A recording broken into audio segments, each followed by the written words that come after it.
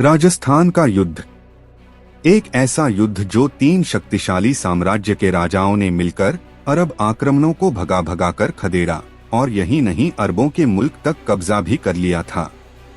यह एक ऐसा युद्ध है जो आपके रोंगटे खड़े कर देगा, जो आपने पहले कभी पढ़ा भी नहीं होगा। अरब आक्रमण की हर चर्चा परंपरागत रूप से 712 ईस्वी में अरब आक्रमक मोहम्मद बिन कासिम के बाद सिंध के पतन के साथ शुरू हुई है, लेकिन यह इस तथ्य को नजरअंदाज करता है कि सिंध के ब्राह्मण नियमित रूप से 7 दशक पहले से अरबों को पराजित कर रहे थे। सिंध के पतन के बाद वास्तव में क्या हुआ है? क्या अरब भारत पर अपना दबदबा स्थापित करने में सफल रहे थे? उत्तर स्पष्ट रूप से नहीं है, क्योंकि भारतीय उपमहाद्वीप पर नजर रखने वाले शक्तिशाली साम्राज्य द्वारा अरबों को बुरी तरह से पराजित किया गया था। प्रतिहार साम्राज्य के सम्राट नागभट्ट प्रथम, मेवाड़ के सम्राट बप्पा रावल और गुजरात के चालुक्य राजकुमार अवनिजनश्रेय पुलकेशिन को अरबों की हार का श्रेय दिया गया है। दुर्भाग्य से हमारे इतिहासकारों ने इन महान सम्राटों की उपलब्धियों को अपनी पाठ्य पुस्तकों में शामिल करने के लिए पर्याप्त उल्लेखनीय नहीं पाया। राजस्थान की अंतिम लड़ाई अरब गवर्नर अल-जुनायद द्वारा लड़ी गई थी। राजस्थान की लड़ाई 738 से 40 ईस्वी में हुई थी। इतिहासकारों के स्टडी के अनुसार 726 ईस्वी में अरब के खिलाफत ने सिंध के गवर्नर के रूप में तमीम इब्न जैद अल-उतबी द्वारा अल-जुनायद की जगह ली। बाद में नागभट्ट प्रथम के खिलाफ लड़ाई हारने के बाद 731 ईस्वी में अल-हकाम को अरब के खलीफा द्वारा गवर्नर तमीम को बदलने के लिए नामित किया गया था। अल-हकाम ने 739 ईस्वी तक सिंध में शासन किया।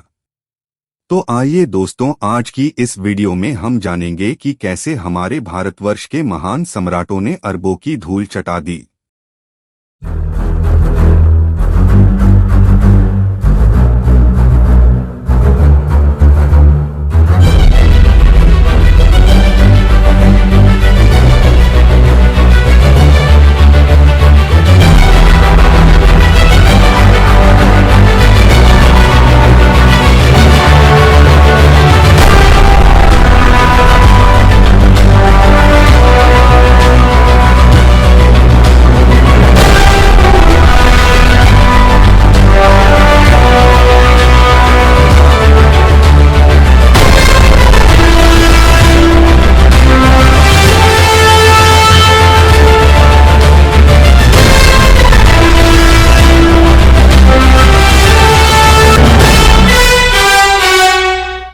बप्पा रावल के नेतृत्व में राजपूतों के महागठबंधन ने 712 ईस्वी में सिंध पर विजय प्राप्त करने वाले अरबों को पराजित किया और उन्हें सिंध में पीछे हटने के लिए मजबूर कर दिया।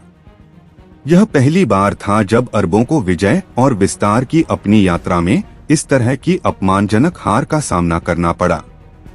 भारतीय राजाओं के बीच एक राष्ट्रव्यापी महागठबंधन की उपस्थिति बहुत दुर्लभ है। विभिन्न शक्तियों के बीच संघर्षों का कोई विराम नहीं था। कन्नौज की बढ़ती शक्ति पहले ही उत्तर में कश्मीर राज्य की प्रबल प्रतिद्वंद्वी बन चुकी थी। महान राजपूतों को तब एकजुट होना बाकी था। दक्षिण के चालुक्य छोटे राज्यों के साथ हाथ मिलाकर बहुत तेजी से अपना प्रभाव बढ़ा रहे थे। इस तरह की तमाम उथल पुथल के बीच तूफान की तरह खबर आई कि सिंध की रक्षा अरबी आक्रमण के खिलाफ गिर गई है। बाद में अरबों का अभियान राजस्थान और गुजरात पर था। इसी बीच जादुई रूप से उत्तर और पश्चिमी भारत की सभी सैन्य शक्तियों के बीच सभी लड़ाई और संघर्ष बंद हो गए। एक बार शपथ ग्रहण करने वाले शत्रुओं ने रातों रात एक दूसरे से हाथ मिला लिया। कश्मीर के सम्राट ललितादित्य कन्नौज के यशोवर्मन के साथ कंधे से कंधा मिलाकर खड़े थे। राष्ट्रकूट राजा दंतिदुर्ग ने भी अरबों के खिलाफ चालुक्यों के विक्रमादित्य द्वितीय के साथ लड़ाई लड़ी और गुर्जरों के नागभट्ट प्रथम के साथ युद्ध तुरंत अंत कर दिया। राजपूतों के युद्धरत कबीले बप्पा रावल के साथ एकजुट होने लगे। और सबसे महत्वपूर्ण बात यह है कि इन सभी राज्यों ने सभी मोर्चों पर एक साथ अपनी आक्रामक शक्ति का प्रयोग करने का निर्णय लिया। यह जिद्दी प्रतिरोध अरबों के लिए बहुत घातक साबित हुआ। इस युद्ध के बाद अरब खलीफा कभी भी उबर नहीं पाया था। कुछ पक्षपाती इतिहासकारों का इरादा भविष्य की पीढ़ियों में एक हीन भावना पैदा करना है, यह दिखाकर कि हिंदू राजाओं में अरबों को उखाड़ फेंकने और अपने अधीन करने का साहस नहीं था और वे बाहरी हमले के खिलाफ एकजुट होने में असमर्थ थे। मोहम्मद बिन कासिम के आक्रमण के बाद अल-जुनायद और अल-हकम ने 730 से 738 ईस्वी में भारत को जीतने के लिए अरब खलीफा के अंतिम अभियान का नेतृत्व किया। इसके बाद 200 वर्ष तक कोई भी अरब अभियान भारत पर आक्रमण करने का साहस नहीं कर सका। अल-जुनैद के आक्रमण का भारतीय प्रतिरोध। अल-जुनायद को 723 ईस्वी में सिंध का गवर्नर नियुक्त किया गया था। सिंध को अपने अधीन करने के बाद जुनैद ने भारत के विभिन्न हिस्सों में अभियान भेजे। राजस्थान में एक बड़ा अभियान चलाया गया, जिसमें जैसलमेर और जोधपुर, भीनमाल और गुर्जर साम्राज्य के अधीन सदर्न राजस्थान और नॉर्दर्न गुजरात शामिल थे। मालवा में उज्जैन के खिलाफ एक अलग सेना भी भेजी गई थी, लेकिन नागभट्ट प्रथम द्वारा जुनैद को पराजित कर दिया गया। जुनैद को करारी हार का सामना करना पड़ा। उससे भी बड़ी हार का सामना तब हुआ जब उमय्यद ने पंजाब में विस्तार करने का प्रयास किया तो कश्मीर के सम्राट ललितादित्य मुक्तापीड़ा ने बुरी तरह पराजित किया। इस हार से अरबों को बहुत नुकसान झेलना पड़ा। 726 ईस्वी में खलीफा ने सिंध के गवर्नर के रूप में तमीम द्वारा अल-जुनायद की जगह ली। कहा जाता है कि तमीम सिंध से भाग गया था और रास्ते में उसकी मृत्यु हो गई थी। अल-हकम के आक्रमण के लिए भारतीय प्रतिरोध। अल-हकम ने सिंध और कच्छ में व्यवस्था वापस लाई और अल-महफूजा और अल-मंसूर में सुरक्षित किले बनाए। उसके बाद उसने उन भारतीय राज्यों को फिर से लेना शुरू कर दिया जो अल-जुनैद ने पहले ले लिए थे। उमय्यद आक्रमणकारियों के पतन के परिणामस्वरूप अरब सोर्सेज लड़ाई के नतीजे पर मौन हैं। इसके बावजूद कई भारतीय सोर्सेज अरब हमलावरों के खिलाफ जीत दर्ज करते हैं। प्रतिहार सम्राट नागभट्ट प्रथम ने अरब आक्रमणकारियों को खदेड़ दिया। नागभट्ट प्रथम, जिन्होंने 730 से 760 ईस्वी तक शासन किया, उत्तरी भारत में प्रतिहार वंश के पहले सम्राट थे। उज्जैन शहर से उन्होंने आधुनिक मध्य प्रदेश के अवंतिया मालवा क्षेत्र को नियंत्रित किया। उन्होंने अपने एम्पायर का विस्तार उस क्षेत्र में किया जो अब आधुनिक गुजरात और राजस्थान है। ग्वालियर के शिलालेख के अनुसार लता क्षेत्र इस शक्तिशाली राज्य की दक्षिणी चौकी थी जो वर्तमान में गुजरात के दक्षिण में है। उन्होंने अरब आक्रमणकारियों को हराने में भूमिका निभाई थी। नागभट्ट प्रथम वह सम्राट है जिन्होंने अरब सेनाओं के हमले को सफलतापूर्वक रोक दिया था।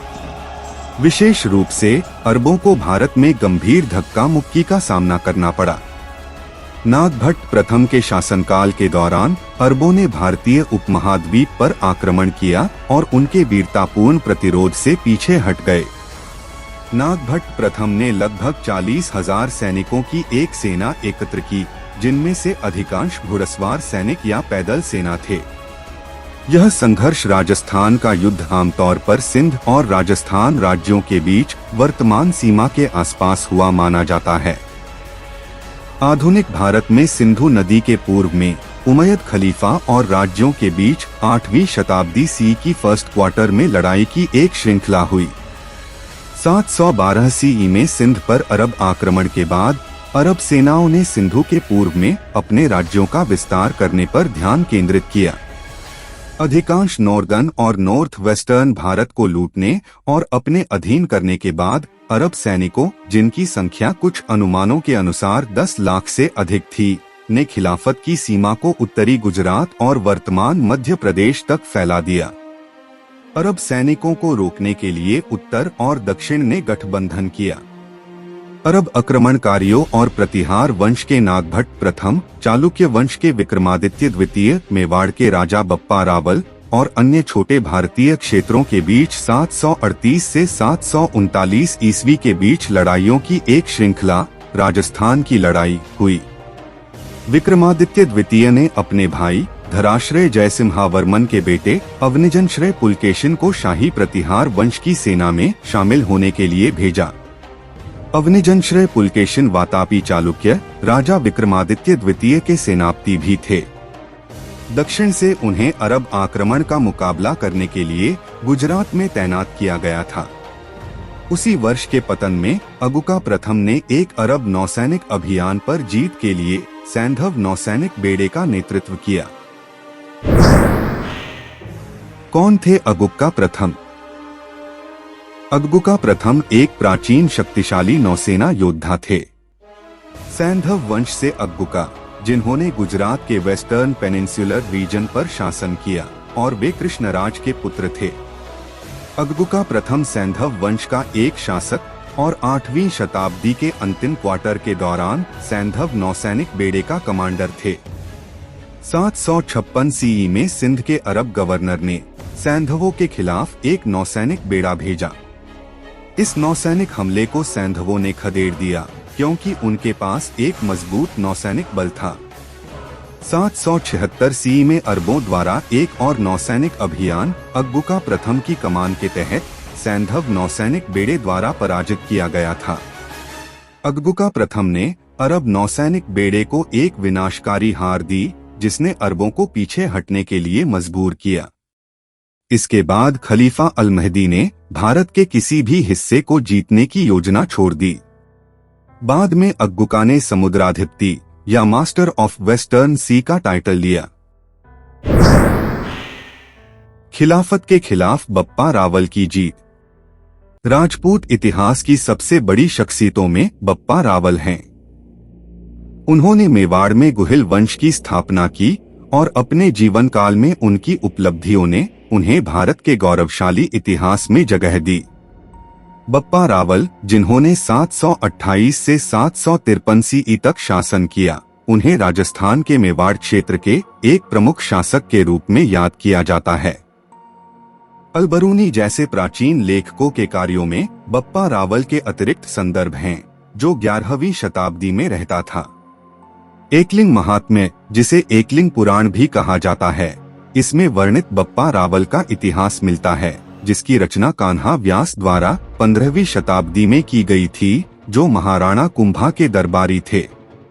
प्रचलित मान्यता के अनुसार बप्पा रावल, जिनका वास्तविक नाम राजा कालभोज था, उन्होंने मेवाड़ साम्राज्य और श्रद्धेय एकलिंगजी मंदिर की स्थापना 728 सीई में की थी। एक तरह से बप्पा रावल ने इस विश्वास को खारिज कर दिया कि भारतीय राजा विदेशी ताकतों से अपने राष्ट्र की रक्षा के लिए एक साथ नहीं आ सकते थे। उन्हें राक्षस बनाने और उनकी उपेक्षा करने के लिए जो मनगढ़ंत बातें की जाती थीं, वह बहुत लंबे समय से चली आ रही हैं।